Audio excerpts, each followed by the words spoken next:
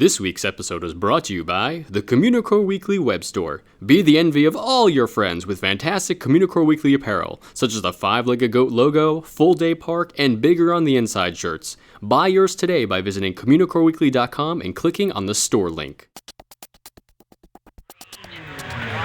Communicore Weekly, wanna get geeky, with Bible around boats and 5-legged goats.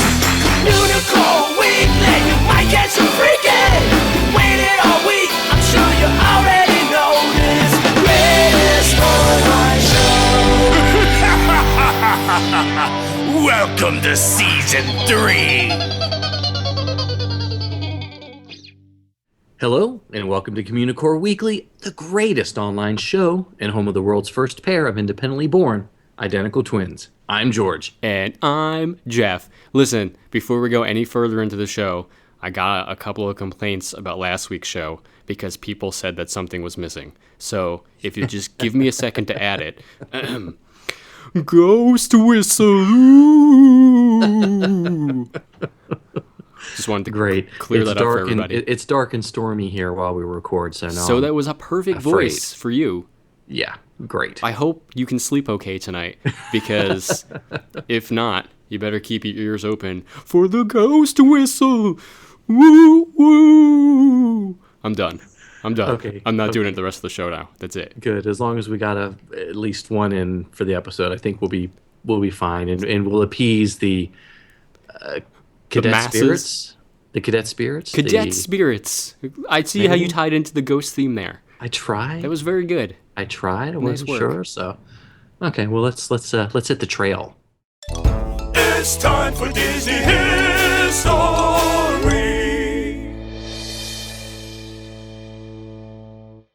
Davy Crockett, king of the wild frontier.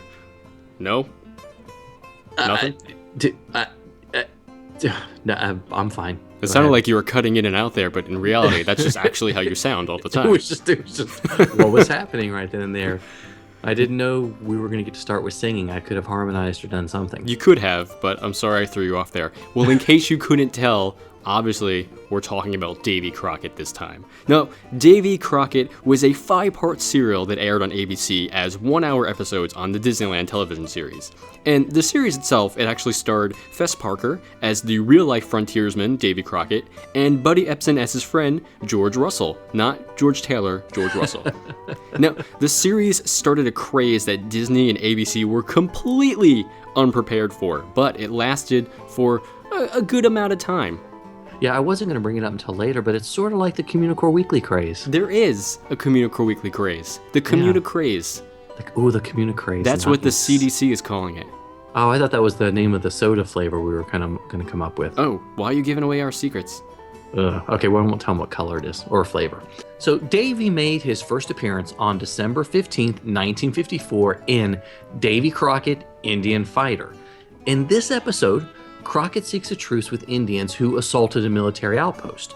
Along the way, Crockett kills a bear, armed only with his knife. It's a bar. He killed a bar. It confuses people, like my kids are like, he killed a bar? Like the place that people go to drink? Yeah, he killed an entire bar. That's exactly what he did. Okay, so he killed a bar, armed only with his knife. And the second episode was Davy Crockett Goes to Congress, which aired January 26, 1955. And in this episode, Crockett, with his companion Russell, travel to Tennessee, where they learn about the death of his wife, Polly Crockett. He wins a seat in the Tennessee House of Representatives and later the United States House of Representatives. Now, the third episode was Davy Crockett at the Alamo, which aired February 23rd, 1955. Now, here Crockett and Russell join a gambler named Thimbleberg, whatever his name is, on their trek to Texas, where they arrive to battle Mexico's General Antonio Lopez de Santa Anna at the Alamo, where Pee-wee's bike was not hidden. Just making sure everybody knows there's no basement there. Now, wait a minute, we haven't been there, so we can't say for sure. That's true. So we'll get back to it. It may have been that movie magic. So there wasn't anyway. Okay. So these first 3 episodes that we just talked about, they were all edited together as the 1955 theatrical film Davy Crockett, King of the Wild Frontier, and it was also rebroadcast in color in the 1960s when the Disney program went to NBC. Now, here's a bit of a spoiler alert for you guys. Crockett actually died during the Battle of the Alamo. And his death is not actually shown on the show, though, because it's a little morbid, but all we do see is Crockett as the last survivor in the battle, swinging his rifle at the oncoming hordes of Mexican soldiers. And even, despite his death in the show, Davy would live on in 2 more episodes, taking place before the Alamo episode because of how popular the first 3 episodes were. Yeah, I can only imagine if it had been made today. It'd be like Davy Crockett learns ninja skills. Davy Crockett, and episode 1, The Phantom Menace. That's what it would be. Great. I just ruined that one. Okay, so Davy Crockett's Keelboat Race. It aired November 16th, 1955, and in it, Crockett and Russell are fur trapping in Kentucky when they might meet Mike Fink, known as the best boatman around. Fink challenges Crockett to a keelboat race to New Orleans. In Davy Crockett and the River Pirates, which aired December 14th, 1955, the Davy and George, they pick up a traveling minstrel who actually works with local river bandits. And then Davy and George are kidnapped by a group of Chickasaws because the River Pirates have been murdering members of their tribe, and the Chickasaws believe they are part of that group. Now, again, they made these other 2 episodes because the Davy Crockett serials became a huge deal. After the second episode, Davy Crockett goes to Congress, the Crockett mania began to really sweep the nation, and it really took Walt in the studio by surprise. The Crockett producer Bill Wallace expressed the feeling of astonishment in a memo from Disney that said, ABC couldn't believe it, Parker couldn't believe it, neither could Walt nor I. After the second episode aired in January 1955, there was no mistake. We had a hit show. In the first really big hit, of course, was the theme song, The Ballad of Davy Crockett. The first album version was sung by Bill Hayes and was quickly followed by versions from Fess Parker himself and Tennessee Ernie Ford. All 3 versions made the Billboard magazine charts in 1955. Hayes' version reached number 1 on the weekly chart from March 26th through April 23rd and number 7 for the year. Parker's reached number 6 on the weekly charts and number 31 for the year, while Ford's peaked at number 4 on the weekly country chart and number 5 on the weekly pop chart and charted at number 37 for the year. A fourth version by bluegrass singer Mac Wiseman reached number 10 on the radio charts in May of 1955. Jeff Heimbuch's version didn't chart anywhere at all. Not even close, guys. Wasn't even in the running. When they're so during that run, and so far over 10 million copies of the song were sold. Now, just that alone is pretty incredible, but the merchandising aspect of Crocketmania was pretty amazing too. Because not only was it great, but it also provided a lot of capital for Disney Studios, which they actually needed at the time. Time reported that in the first 3 months of the craze alone, over $100 million of Crockett merchandise was sold. And then by the time the entire craze was over, about $300 million in Crockett commodities was sold. Bob Thomas in Walt Disney, an American Original, he called it the greatest merchandising sweep for any national craze before or after. Yeah, it was pretty crazy. Of course, since Crockett was an historical figure, not all the merchandise came directly from Disney. However, an official Walt Disney Davy Crockett item was known to be of high quality and authentic to that time period. About 300 different Crockett-related items were sold as well. Of course, the most popular Crockett item was the coonskin cap. Raccoon tails, which were selling for about 25 cents a pound at the time, quickly rose to $5 a pound. And when raccoon pelts became scarce, other animals were recruited. At one point, some caps were being produced using a compound of cardboard and shredded crepe paper. This caused a nationwide alert among fire chiefs as the caps were deemed a fire hazard. And, something they didn't talk about, Jeff, were the squirrel caps. Squirrel caps? No. Sorry, squirrels. Sorry, squirrels. So, in addition to all this cool merchandise, books, which we love, books about Davy Crockett were also flying off the shelves. It was about 14 million books about him were sold in 1955, compared to only 20,000 books the year before. And to further the kind of educational connection, many schools were named and renamed after the historical figure. So school systems actually voted to have their schools renamed after him. But sometimes it worked against them because if Fess Parker actually came to town on a publicity appearance, which he did many of the schools had to shut down due to lack of attendance that day. I mean, I wonder if he felt some guilt. Probably not. Another school named after Davy Crockett? I guess I got to go visit this one. As he took his money bags to the bank. So, okay. Well, not even the political arena was immune. Davy Crockett once again entered public service, but just not of his own volition. Pittsburgh voters, discouraged with their elected officials, took the opportunity to write in Davy's name in several primary elections. In one case, in a district election, Crockett actually won the post of judge of elections. That's totally bizarre to me. That's fantastic. So, while this craze was sweeping the entire nation, a lot of people, for one reason or another, did not actually like it.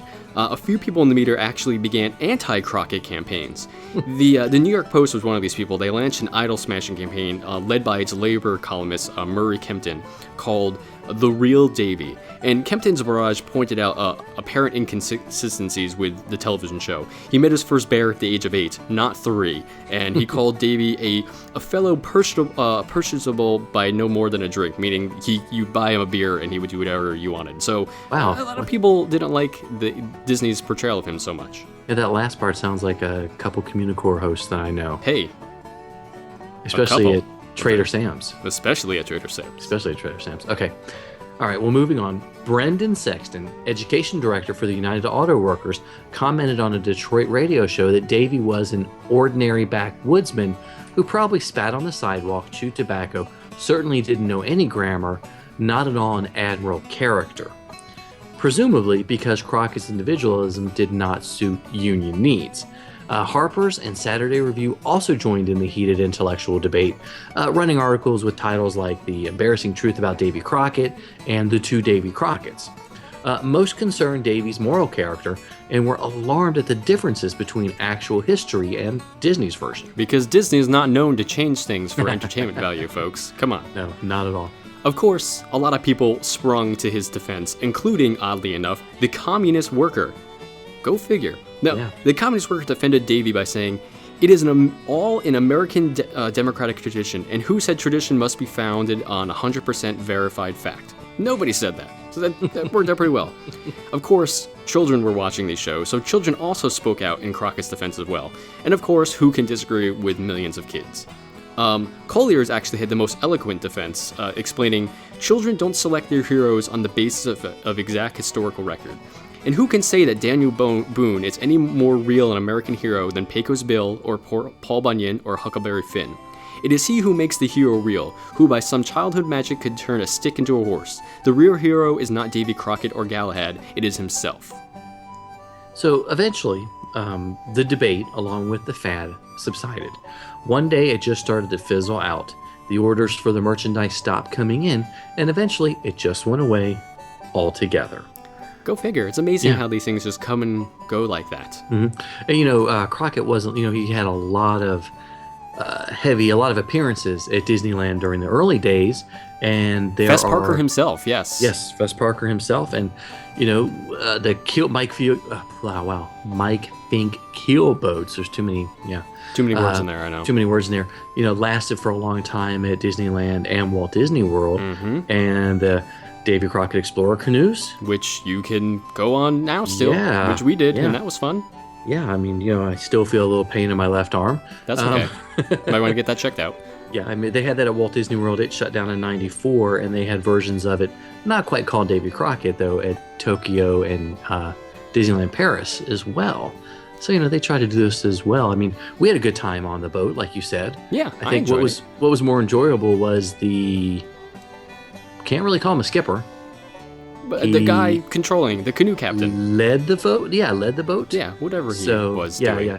He was hysterical. It was a lot of fun. So, I mean, if you get the opportunity to do the Explorer canoes at Disneyland, go for it. Just make sure it's not too hot. Yeah. Unless you get splashed. That's okay. Yeah, but it's kind of gross water. That's also true. But, I mean, if you've been on the canoes before, or even the keelboats, I mean, we want to know. Give us a call on the goat line. And where did they call again, George?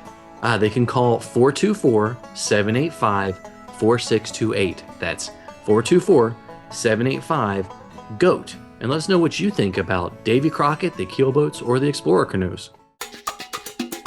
He's a nerd, he's a geek, but we all like to hear him speak. So listen up to the words from his speech. It's George's Book of the Week. This week's book is Once Upon a Dream, from Perrault's Sleeping Beauty to Disney's Maleficent by Charles Solomon, and this has just been released at the end of June, and we both got review copies. Pretty excited about the book.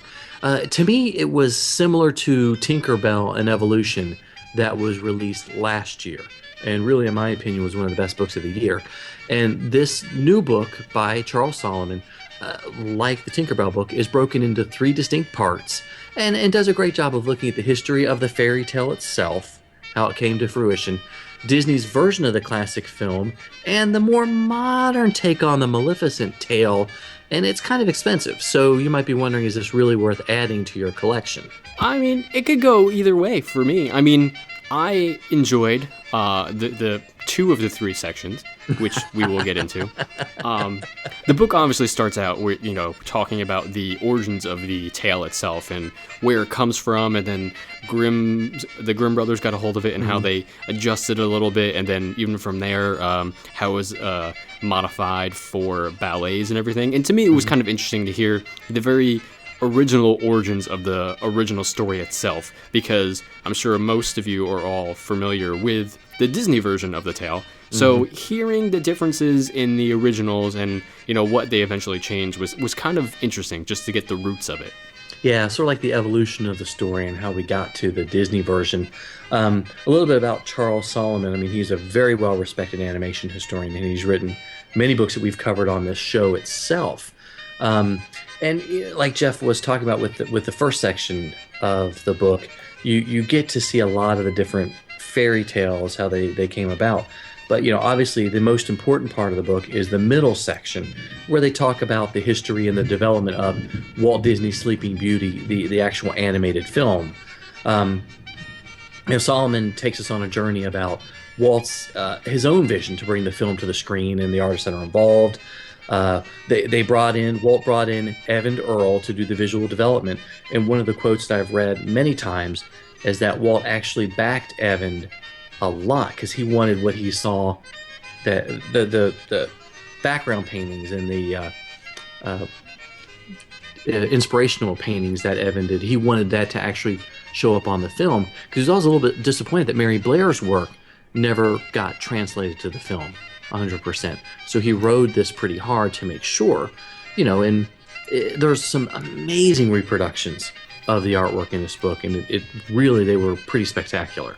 Yeah, and that section is the real meat of the entire book itself. And that's where the most information comes from. And it was cool to learn a little bit about the casting of the voices, how Walt went about that, and even, the live action reference models, which, you think of when you think of like Peter Pan and stuff like that, but it never occurred to me that they had live action reference models for Sleeping Beauty as well. And I'm drawing a blank on her name. The voice of Maleficent was actually one of the live action reference models for Maleficent. And to me, I thought that was really cool how they use her actual mannerisms to go along with her voice in the animation process. But again, he does a really excellent job of detailing the history of the animated film from start to finish, and he continues to impress with his his research into that stuff, because that is what he does best, in my opinion. And I was very impressed with that section of the book. It really kind of blew my mind. I kind of wanted more out of that section too. Yeah, it was at least 100 pages or so. I know we had talked about that, and I really would love to have seen more. Of course, who wouldn't? With nerds like us, about more of the production and how the studio created the story itself. There was a book in 2012 about Snow White that was done by the Walt Disney Family Museum, and it's so exhaustive that it's almost overwhelming. And Solomon's Sleeping Beauty book doesn't really get that far. It's really pared down a lot, which is good. It's got enough that casual fans are going to be happy with it, and then the hardcore animation fans are still going to enjoy it, although they will search out some of the things elsewhere. Then it sort of leads us into the third part of the book. I notice you're hesitating a little bit there, George. Because it just sort of feels like, you touched upon this earlier when we had talked about it off the air, like it's marketing the movie. Yeah, very much so. I mean, obviously the timing of this book was timed to release with Maleficent, and so it feels like there's a bit of a shoehorn of getting some making of the Maleficent film into this book as well. Mm-hmm. And I mean, it's not as long as the animation section, but it is longer than the first history section. And don't get me wrong, I enjoy looking at the making of films, as much as the next guy does, especially Disney films. But to me, the information that it contained wasn't the best, and it did feel kind of shoehorned to kind of promote the film, and it did ruin a handful of things because I hadn't seen the film yet, but that's okay. I mean, it didn't really instill me to actually watch the film. I'll watch it eventually, but it doesn't really inspire me to go out and watch it right now. Yeah, it seemed really focused on the computer effects more than anything else. That was disappointing to me, to be honest with you. Mm-hmm. It just seemed to be so much on the CGI itself. It did make me want to go back and watch the 1959 Sleeping Beauty again. Absolutely. Which is going to be released in October on Blu-ray. Heck yes. I'm excited. Probably the same time that Maleficent is released on Blu-ray, I'm sure. Yeah, I bet they'll be about the same time. Overall, I think this is a fantastic addition to your library because it does give you that nerdy part about the fairy tale, and you learn a lot about the studio, but it covers so much about the 1959 Sleeping Beauty film, and it does it so well, and you feel satisfied by it. You're not left really wanting, and you don't have to read the last third. Yeah, that's true. You don't. We will give you a buy or a pass. You don't have to. Whatever you want. I still recommend it for animation nerds. I think it's a great look into the making of the animated film. I'll give it 1.5 thumbs up because I wasn't, overly thrilled about the Maleficent part. But other than that, it's great. It's fantastic. And it's no fault of Solomon's that, the part about the Maleficent film had to be in there. But 1.5 thumbs. Yeah, it'll be interesting to see how we view that after seeing the film. But yeah, I agree with you. I still think this is a definite purchase. Even not taking the Maleficent stuff, taking that out, it's still a great read, and it's got enough to keep you happy. So yeah, I'll do maybe 1 3/4. Okay, I'll accept maybe we'll do that one. Okay, all right. So this week's book was Once Upon a Dream by Charles Solomon. It's time for Zak Explains It All with your host, Zach Borove. You've heard George and Jeff mention the term projection mapping on the show a number of times over the last few months. Many attractions have been upgraded to include this technique, and several attractions have even been built from the ground up around it. I figured it was a good time to explain exactly what projection mapping is. The short answer is that projection mapping is projecting an image, either still or moving, onto a three-dimensional physical object. One of the earliest examples are the singing busts in the Haunted Mansion. A 16mm film of a singing face, shot against a black background, is projected onto a bust with sculpted features that match the person who appears in the footage. The image is lined up, or mapped, onto the bust so that the projected features align with the sculpted features. The film is synced to sound, and voila, the bust comes to life.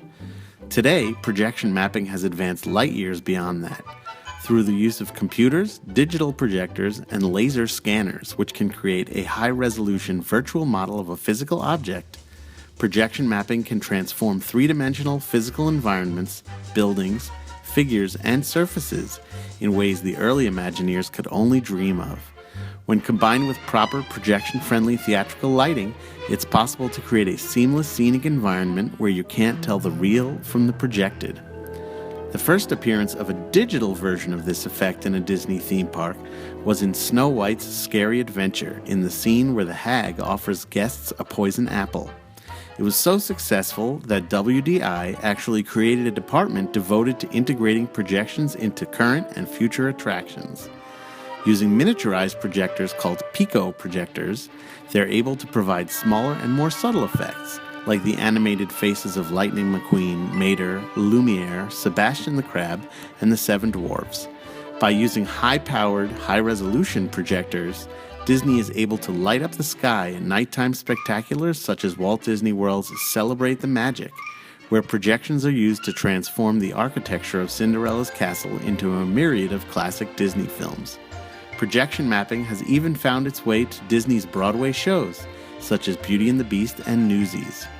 As the tools for creating digital projection become more sophisticated, we are starting to see new ways to use projection mapping, such as interactive projected imagery that can react to movement and mapping projections onto a moving object.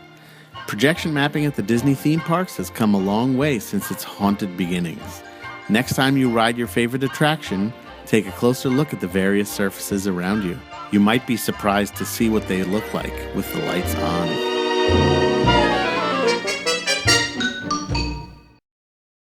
Sometimes you might see it, sometimes you don't. Hey, look, what's that? It's a five-legged goat.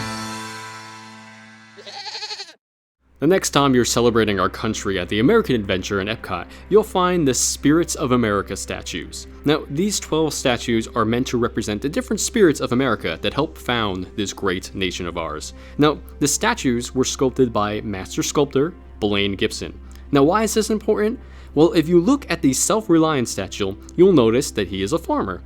And Blaine, wanting to pay tribute to his father, who is a farmer, actually created this statue in the likeness of his own dad. So that's a cool little thing that he snuck in there that no one's really noticed before.